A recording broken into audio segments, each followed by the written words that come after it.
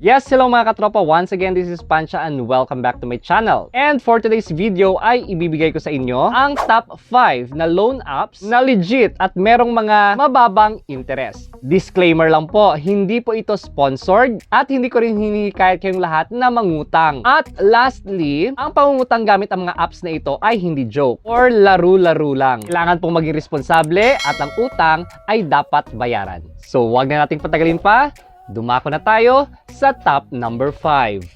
Number 5, Pera Asia app. Isa sa mga top options sa listahan ng mga best loan apps sa Pilipinas ay yung Pera Asia app, kung saan makaka-cash loan ka ng mabilis at walang collateral mobile application. At nagbibigay ito ng pribilehiyo sa iyo para maka-loan ng pera ng mabilis. Of course, kung residente ka dito sa Pilipinas, para maka-avail, simple lang yung gagawin mo. Mag-fill out ka lang ng application form. Maganda daw yung feedback sa loan officer dahil sa hindi mahirap at mabilis lang na proseso, ang serbisyo mula sa Pera Asia ay eksklusibo at available lamang sa mga edad na 20 pataas. Usually, inaabot lamang ng mga 1 hanggang 2 minuto yung proseso ng application ng kliyente. Yung mga aprobadong applicants ay pwedeng mag-loan ng mula 1,000 to 30,000 pesos at meron itong minimum loan term ng hanggang 61 days at hindi naman higit sa 360 days. At tandaan, kapag tumaas yung loan terms, tataas din yung interest. Number 4, MoneyCat.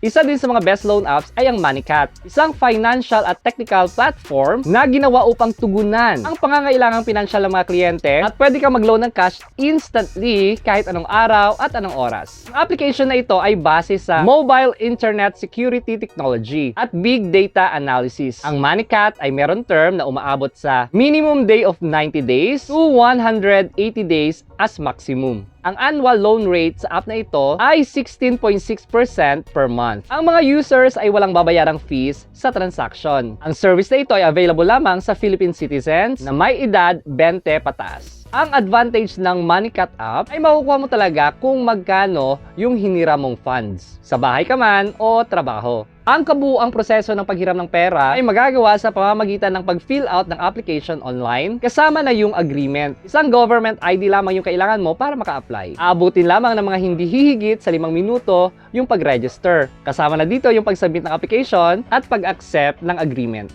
Top number 3, Tala app. Ang Tala app ay isa ding lehitimong loan app sa Pilipinas at makukuha mo agad yung cash loan mo nang mabilis in just less than 5 minutes. Ang loan funds ay credited sa bank account ng kliyente at pwede din sa Coins PH wallet. Pwede mo din makuha yung pera sa pinakamalapit na Tala office sa inyong lugar. Para sa akin, the best loan app ang Tala app. Kasi yung user mag-i-enjoy ng mabilis, flexible, at secure loans na umaabot hanggang 15 pesos with rates na as low as 5 pesos per day. Madali lamang i-download yung app para makakuha ng mabilisang loan.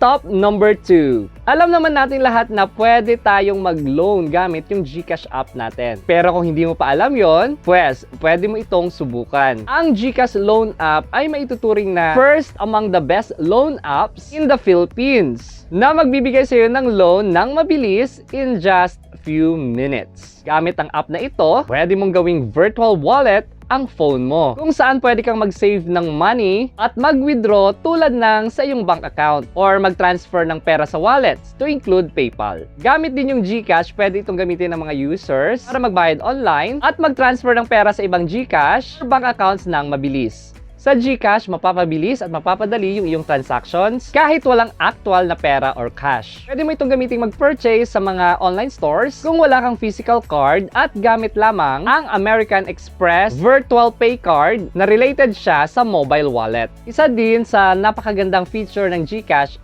free yung withdrawal ng funds sa PayPal.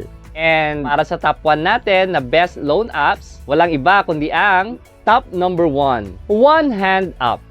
Walang kaduda-duda na yung OneHand app ang pinaka-the best na loan app in the Philippines. Kasi nagbibigay ito sa mga customers ng malaking pera na malo-loan and of course, mabilis din yung proseso. Dinevelop ang loan app na ito ng WeFund Lending Corporation at nag-o-offer sa mga customers na may mga urgent financial needs mula sa 2,000 pesos hanggang sa 10,000 pesos. Ang mga customers na maglo-loan ng pera sa OneHand app ay kailangan maghanda ng isa lamang ID. Hindi mo na kailangan pang mag-provide ng mga proof of source of income at collateral. Inaabot lamang ng mga hanggang 15 minutes yung proseso ng application at kung ma-aproban na, makukuha mo yung pera mo sa iyong nilink na bank account. Basta tandaan lang na basahing maigi yung agreement, especially yung terms at ang interest bago mag-loan ng pera sa mga app na nabanggit ko. Tandaan, be responsible. Ang utang ay utang at dapat mo itong bayaran. Huwag nang hintayin pa ang due date para maiwasan ang mga penalties at pagtaas ng interest para hindi mabaon sa utang. And that's all for today mga katropas. Thank you so much for supporting Fantastic Channel, ang channel na nag-upload ng mga tutorial videos tungkol sa YouTube and Facebook monetization, affiliate marketing, travel vlogs, at nagbibigay ng mga basic tips kung paano ninyo mapaunlad o mapalago ang inyong small business online. Bye-bye!